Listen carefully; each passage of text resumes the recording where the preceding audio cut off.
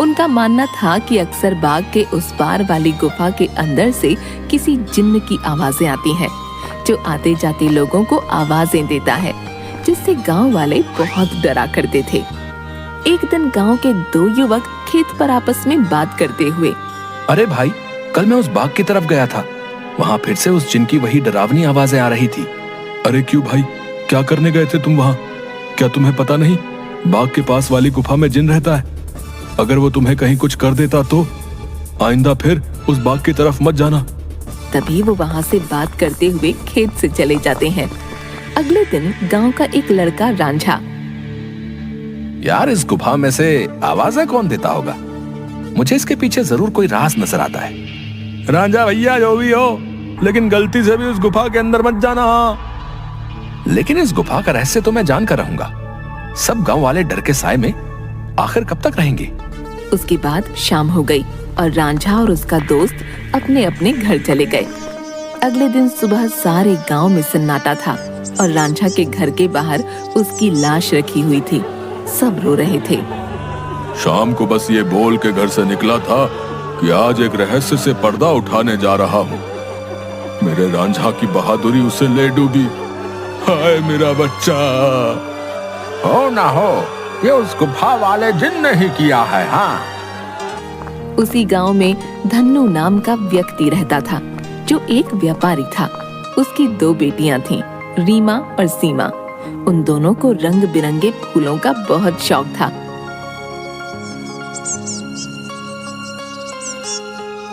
बहुत दिन हो गए हैं, चलो आज हम गांव के बाग में चलते हैं।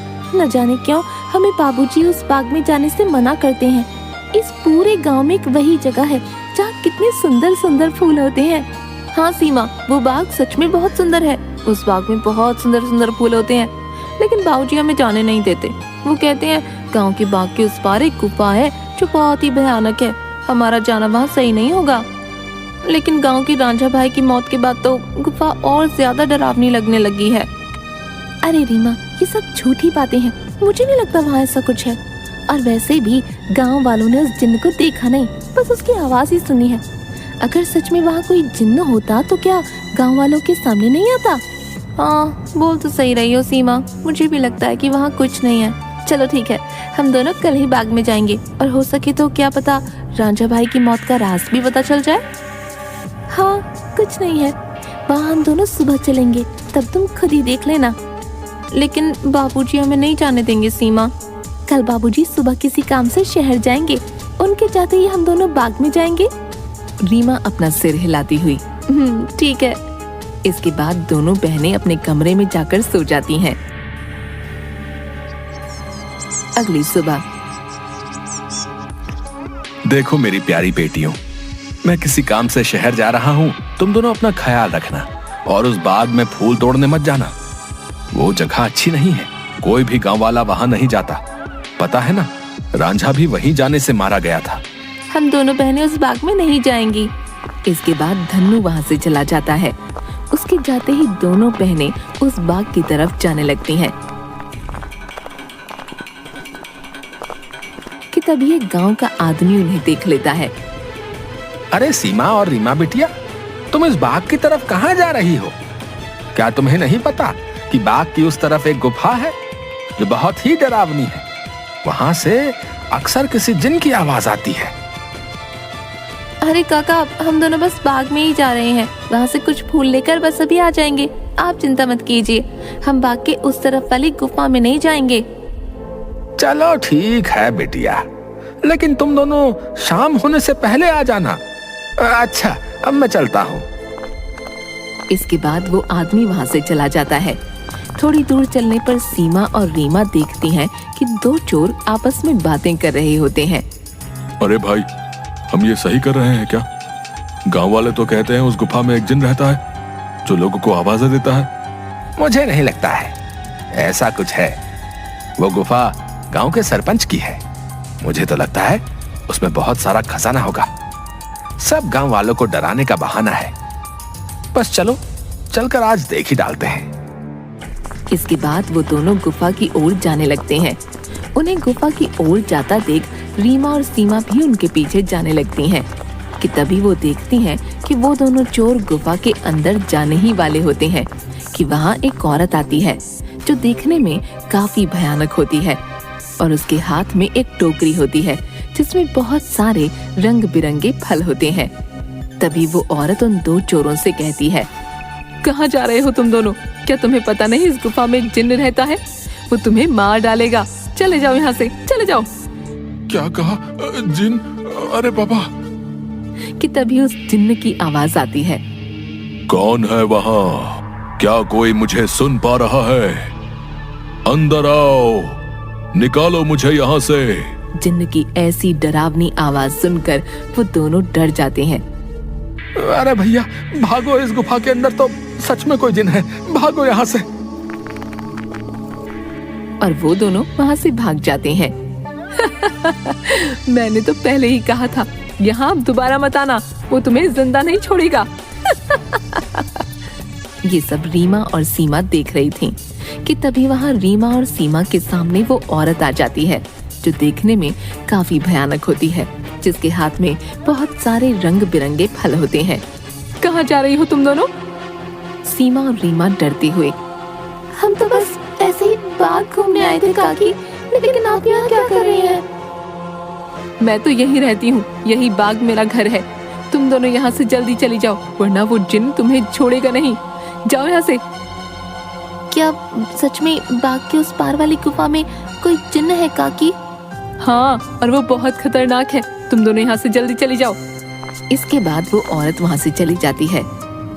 मुझे बहुत डर लग रहा है, अब मैं इसके आगे नहीं जाऊंगी। मुझे लगता है वो औरत सच बोल रही है, वो जिन्न हमें मार डालेगा। मैं नहीं जाऊंगी उस गुफा में। ठीक है, तो मेरा यही इंतजार करना। मैं सच जानना चाहती हूँ, क्या वाकई वो आवाज जिन्न की है या नहीं? इसलिए मैं तो गुफा के अंदर जा रही हूँ। तुम यहाँ से कहीं मत जाना, मैं जल्दी ही आ जाऊंगी। इसके बाद रीमा अकेले ही आगे चलती है।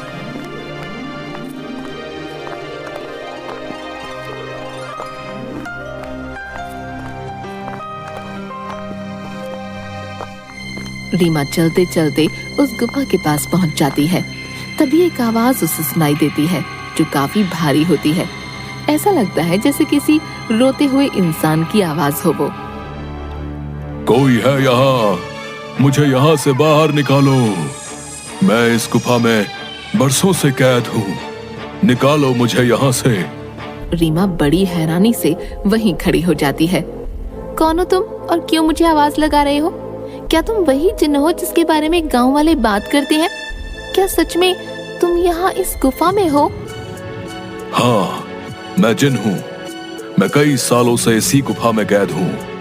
मेरी सहायता करो लड़की, मेरी बात मानो। मैं तुम्हें कोई नुकसान नहीं पहुंचाऊंगा। तुम मुझे इस गुफा से आजाद कर सकती हो।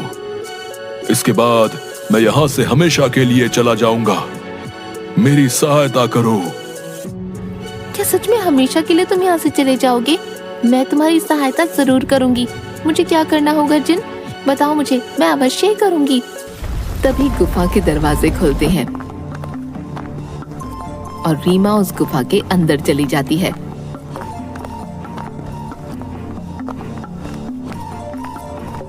जैसे ही वो अंदर जाती है, एक बहुत बड़ी अजीब से जानवर की परछाई उसे नजर आती है जो देखने में बहुत ही डरावनी होती है। आओ लड़की, तुम्हारा जिन की इस गुफा में स्वागत है। मैं कई सालों से गुफा के बाहर आते जाते लोगों को आवाजें लगाता हूँ। सब गांव वाले डरकर भाग जाते हैं। कोई भी गांव वाला इस गुफा में आने की हिम्मत नहीं कर पाता। लेकिन तुम बहुत ही बहादुर लड़की हो जो इस गुफा में अकेली चली आई हो। क्या तुम जिन्न हो? लेकिन तुम मुझे दिखाई क्यों नहीं दे रहे हो? क्या तुम किसी को दिखाई नहीं दे सकते हो? नहीं, मैं जिन नहीं हूँ लड़की। मैं उस जिन की परछाई हूँ।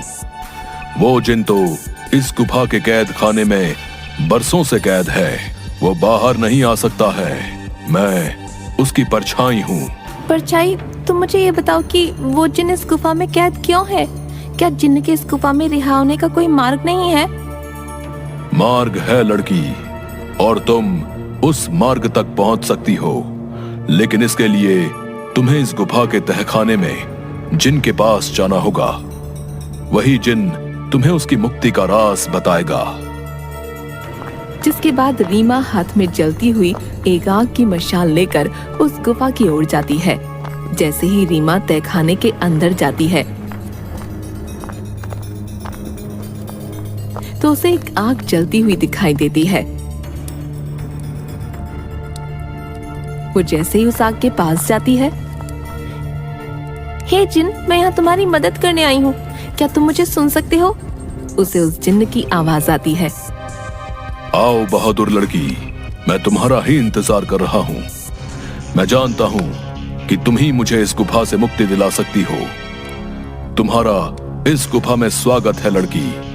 तुम बहुत ही बहादुर हो जो इस गुफा में आई हो।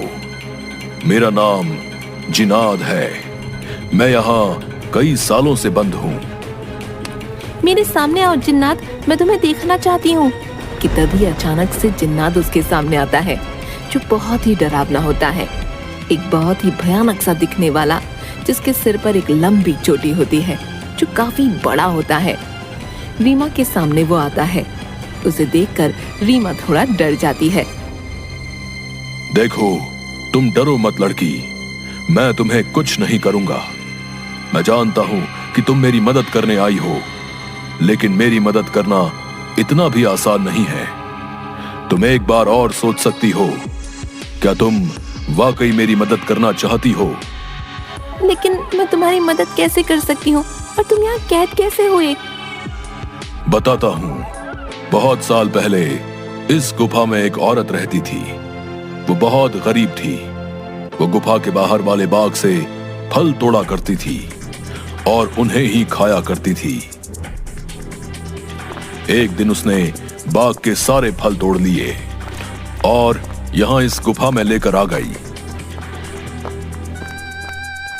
उन्हीं फलों के बीच एक रहस्यमयी फल भी था, जो बहुत ही चमकदार था और जिस पर मेरी नजर थी। वो फल मेरी उम्र 100 साल और बढ़ा सकता था, लेकिन मैं उस फल को तब तक नहीं छू सकता था जब तक कोई इंसान उस फल को उसके पेड़ से तोड़ ना ले। एक दिन वो औरत चमकदार फल को उसके पेड़ से तोड़कर इस गुफा में ले आई। जब मैंने देखा तो मैं उसके पीछे इसी गुफा में आ गया और मैंने उससे कहा कि हे औरत, तुम जो बाग से सबसे सुंदर और चमकदार फल तोड़कर लाई हो, वो मुझे दे दो। इसके बदले में तुम जो भी 2 इच्छाएं मांगोगी वो पूरी होंगी। ठीक है, मैं तुम्हें वो फल दे देती हूँ, लेकिन मेरी 2 इच्छा है। पहली ये कि तुम मुझे वरदान दो, आज से ये बाग मेरा होगा, और दूसरी ये कि तुम इस गुफा में ही कैद रहोगे, ताकि इस बाग में कोई भी तुम्हारे डर से ना आ सके, और हमेशा के लिए मैं ही इस बाग में राज करूं। वो औरत मुझे फल तो दे देती है। उस फल से मेरी उम्र तो 100 साल बढ़ गई, लेकिन उस औरत को दिए गए वरदान की वजह से मैं यहीं कैद हो गया। तब से ही मैं इस तहखाने में कैद हूँ। क्या अब से पहले किसी ने आपको यहाँ से बाहर निकालने की कोशिश नहीं की? इससे पहले गांव के एक लड़के ने मुझे बचाने की हिम्मत दिखाई थी, लेकिन जैसे ही वो लड़का उस चमत्कारी फल को लेकर गुफा में आ रहा था, तभी उस बूढ़ी औरत ने उसको मौत के घाट उतार दिया और सारे गांव में बात फैल गई कि मैंने उसको मारा है। हाँ, वो लड़का हमारे गांव का रांझा भैया थे। उसको उस बूढ़ी औरत ने मारा। मैं आपको यहाँ से आजाद जरूर करवाऊंगी, लेकिन मुझे तुम्हें यहाँ से आजाद कराने के लिए करना क्या होगा? तुम्हें यहाँ से उस बाग में जाना होगा। वहां तुम्हें उस बाग में रहने वाली उसी औरत की झोपड़ी दिखेगी, जिसके कारण मैं इस गुफा में कैद हूँ। तुम्हें उसकी झोपड़ी में जाना होगा। वहां से तुम्हें सबसे सुंदर और चमकदार फल लाना होगा। मेरी मुक्ति का राज उस फल में ही कैद है। ध्यान रखना बहादुर लड़की, उस औरत की झोपड़ी में कोई नहीं जा सकता है। जब वो सो रही होगी, तुम्हें तब ही जाना होगा और उसकी फलों की टोकरी में से सबसे चमकता फल लेकर आना होगा। उसी फल में तुम्हें मेरी मुक्ति का राज मिलेगा, लेकिन तुम्हें यह काम बड़ी होशियारी से करना होगा। अगर उस औरत को पता चल गया तो वो तुम्हें जिंदा नहीं छोड़ेगी। ठीक है जिन, मैं तुम्हारे लिए वो चमकदार फल जरूर लेकर आऊंगी। मैं तुम्हारा इंतजार करूंगा बहादुर लड़की। इसके बाद रीमा वहां से बाग में जाती है और उस औरत की झोपड़ी की ओर बढ़ने लगती है। रीमा देखती है कि उस औरत की झोपड़ी में कोई नहीं है। वो इधर उधर देखती है और उस झोपड़ी के अंदर चली जाती है। रीमा अंदर जाकर देखती है कि बहुत सारे फल उस औरत की झोपड़ी में रखे हैं। अरे ये तो कितने सारे फल हैं, लेकिन इन सब में कोई भी फल बहुत ज्यादा नहीं चमक रहा। तभी अचानक रीमा देखती है कि वही औरत अपनी झोपड़ी की तरफ आ रही है। ये देखते ही रीमा दरवाजे के पीछे छुप जाती है। वो औरत अपनी झोपड़ी में आती है और उसके हाथ में एक टोकरी होती है जिसमें बहुत सारे फल रखे होते हैं। वो अपनी टोकरी एक टेबल पर रख देती है और पास ही पड़ी चारपाई पर सो जाती है। ये देख थोड़ी देर बाद रीमा बाहर आती है और उन फलों की टोकरी में से सबसे चमकता फल देखती है। लगता है यही वो चमकदार फल है जिसके बारे में वो जिन बात कर रहा था। रुको लड़की, तुम मेरा ये जादुई फल लेकर कहाँ जा रही हो? मुझे मेरा फल वापस करो, वरना मैं तुम्हें यहाँ से नहीं जाने दूंगी। रीमा ये सुनकर डर जाती है। मुझे ये फल ले जाने दो काकी, मैं इस फल को उस जिन्न को देकर उसे उस गुफा से आजाद कराना चाहती हूँ, ताकि सारे गांव वाले बिना डरे यहाँ सकें। मुझे इस फल को लेकर जाने दो काकी। क्या कहा लड़की? तुम मेरी कई सालों की मेहनत पर पानी फेर देना चाहती हो? उस जिन्न के रिहा होते ही ये सब गांव वाले मुझे इस बाग से निकाल देंगे। नहीं नहीं, मैं ऐसा नहीं होने दूंगी। मुझे ये चमकदार फल वापस करो। ये सुनकर रीमा वहां से उस फल को लेकर भागने लगती है और वो औरत भी उसके पीछे ही भागने लगती है।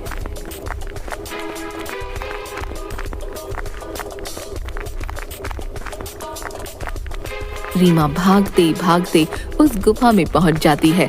जैसे ही वो गुफा में पहुंचती है, वो जादुई फल उसके हाथ से नीचे गिर जाता है, जिसके गिरते ही तोते में बदल जाता है। रीमा ये देखकर हैरान हो जाती है। तभी वो औरत वहां आ जाती है। ये तुमने क्या किया लड़की? इस जादुई फल को नीचे गिरा दिया और अब ये तोता तुम्हें उस जिन्न की आजादी का सबसे आखिरी रास्ता बताएगा। नहीं, मैं ऐसा नहीं होने दूंगी, मैं तुम्हें मार डालूंगी। वो औरत रीमा को जैसे ही अपने हाथों से मारने आगे बढ़ती है, वो औरत अचानक से आग में जलने लगती है, जिसे देख रीमा हैरान हो जाती है। तभी एक आवाज सुनाई देती है जो उस जिन्न की परछाई की होती है। डरो मत बहादुर लड़की, इस लालची औरत को इसके किए की सजा मिल चुकी है। अब तुम्हें अपनी मंजिल का आखिरी पड़ाव पार करना है, जिसमें ये तोता तुम्हारी मदद करेगा। तभी अचानक से वो तोता उड़ने लगता है और गुफा में उसी तरफ भागने लगता है जहाँ वो जिन्न कैद था। रीमा भी उसके पीछे पीछे चलने लगती है।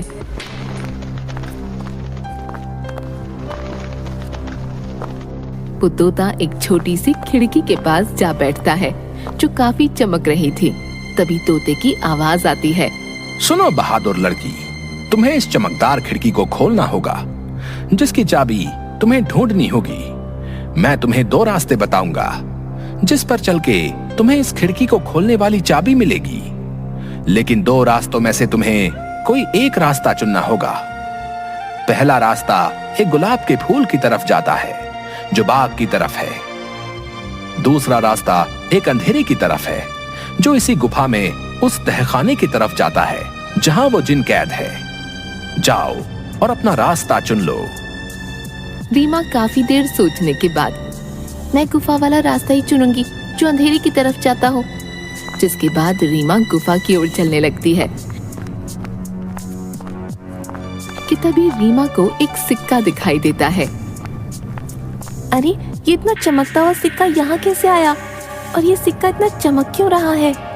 रीमा जैसे ही वो सिक्का हाथ में उठाती है, पूरी गुफा में रोशनी हो जाती है। अरे ये तो पूरी गुफा में रोशनी हो गई। तभी वो सिक्का अचानक उड़ने लगा। अरे ये सिक्का उड़ क्यों रहा है? रीमा उस सिक्के के पीछे पीछे चलने लगती है। थोड़ी दूर चलने पर रीमा देखती है कि 4 चाबियां अलग अलग रंग की थीं, जो हवा में उड़ रही थीं। अरे ये तो वही चाबियां हैं जिसके बारे में वो तोता बता रहा था। लेकिन अब इनमें से सही चाबी कौन सी होगी, ये कैसे पता चले? तभी रीमा को एक आवाज आई जो उस जिन्न की परछाई की थी। बहादुर लड़की, तुम्हें इनमें से एक चाबी उठानी है। याद रखना, तुम्हें एक सही चाबी उठानी है। लेकिन याद रहे, तुम्हें बड़ी होशियारी से ही एक चाबी उठानी होगी। अगर तुमने गलती से गलत चाबी चुन ली तो ये चारों चाबियां गायब हो जाएंगी और तुम कभी भी जिनको आजाद नहीं कर पाओगी। ये सुन रीमा हैरान हो जाती है। क्या? हे भगवान, ये किस दुविधा में डाल दिया है। अब मैं कैसे इन चारों चाबियों में से सही चाबी चुनूं? काफी देर सोचने के बाद रीमा देखती है कि चारों चाबियों में से एक चाबी बहुत बड़ी थी, जो लाल रंग की थी, और जिस चमकदार फल के गिरने से वो तोता बना था वो भी लाल ही रंग का था। रीमा समझ गई कि लाल वाली चाबी चुननी है। उसके लाल चाबी चुनते ही बाकी सारी चाबियां गायब हो गईं। और फिर तभी फिर से जिन्न की परछाई की आवाज आई। शाबाश बहादुर लड़की, तुम्हारी सूझबूझ की वजह से आखिरकार तुमने बिल्कुल सही चाबी चुन ली। अब जाओ उस खिड़की के पास और खोल दो उसे। रीमा उसी खिड़की के पास जाती है।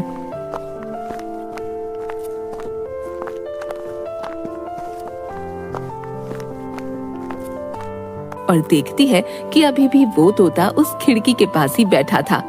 ये देखो, मैं इस खिड़की की चाबी ले आई हूँ। तुम वाकई बहुत बहादुर हो लड़की। अब तुम इस चाबी से इस खिड़की को खोल दो। रीमा जैसे ही उस चाबी को खिड़की में लगाती है, खिड़की अचानक से खुल जाती है। रीमा देखती है उस खिड़की के बाहर बहुत रोशनी थी, जिसकी चारों तरफ बहुत सारे चमकदार फल चमक रहे थे और बहुत सारी तितलियां उनके पास मंडरा रही थीं। वो तोता उस खिड़की में उड़ता हुआ चला जाता है और तोता खिड़की के बाहर जाते ही उस जिन्न में बदल जाता है, जो कई सालों से गुफा में बंद था।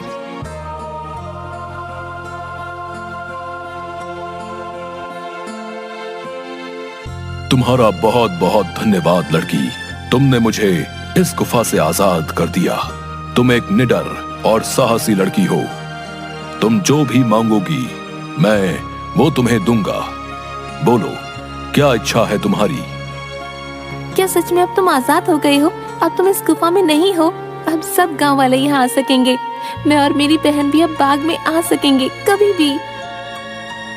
हाँ बहादुर लड़की, अब किसी को भी डरने की कोई जरूरत नहीं है। अब मैं इस गुफा से बाहर आ गया हूँ अपनी दुनिया में। अब मैं किसी को आवाजें नहीं दूंगा। तुम जब चाहो यहाँ आ सकती हो। तुम्हारी ही वजह से मैं आजाद हो पाया हूँ। तुम मुझसे जो भी मांगोगी मैं तुम्हें वही दूंगा। बोलो, क्या इच्छा है तुम्हारी? जिन, मैं कुछ नहीं मांगना चाहती हूँ, लेकिन अगर तुम सच में मेरी इच्छा पूरी करना चाहते हो तो गुफा के सामने वाले बाग से मुझे बहुत प्यार है। इसमें रंग बिरंगे फूल मुझे बहुत पसंद है। मैं चाहती हूँ कि ये बाग हमेशा ऐसे ही खिलखिलाता रहे, इसके फूल कभी न मुरझाएं। ठीक है बहादुर लड़की, तुम्हारी ये इच्छा जरूर पूरी करूंगा। अब ये बाग हमेशा यूं ही रहेगा, कभी भी मुरझाएगा नहीं। तुम अब जब भी इस बाग के फूलों को देखोगी तो ये हमेशा खिले रहेंगे। अच्छा, अब मैं हमेशा के लिए यहाँ से जा रहा हूँ। इसके बाद वो जिन्न गायब हो जाता है और खिड़की बंद हो जाती है। रीमा जब गुफा से बाहर निकलती है तो सब गांव वाले धन्नू और सीमा बाहर खड़े होते हैं। अरे मेरी बिटिया, आ गई तू वापस। उस जिन ने तुझे कुछ किया तो नहीं? आखिर क्यों गई थी तू उस गुफा के अंदर? अगर वो जिन तुझे मार डालता तो क्या करता मैं? दीदी, तुम ठीक तो हो ना? क्या सच में तुम्हें उस जिन्न ने कुछ नहीं किया? बाबूजी, मैं बिल्कुल ठीक हूँ। अब अंदर कोई जिन्न नहीं है। इस गुफा के अंदर जो जिन्न था अब वो हमेशा के लिए इस गुफा से चला गया है। अब आप सभी को डरने की कोई जरूरत नहीं है। अब कोई भी यहाँ आ सकता है। अरे क्या बोल रही हो रीमा बिटिया? आखिर कहाँ गया वो जिन जो आते जाते लोगों को आवाजें दिया करता था? रीमा गांव वालों को सारी बात बताती है। गांव वाले बहुत खुश होते हैं और रीमा से बोलते हैं, अरे रीमा बिटिया, तुम तो सचमुच में बहुत बहादुर हो। तुम्हारी वजह से ही अब वो जिन इस गुफा से आजाद हो गया है। अब हम गांव वालों को डरने की कोई जरूरत नहीं है और रांझा की मौत का रहस्य भी सब गांव वालों को पता चल गया। इसके बाद गांव वाले बिना डरे हंसी खुशी गांव में रहने लगते हैं।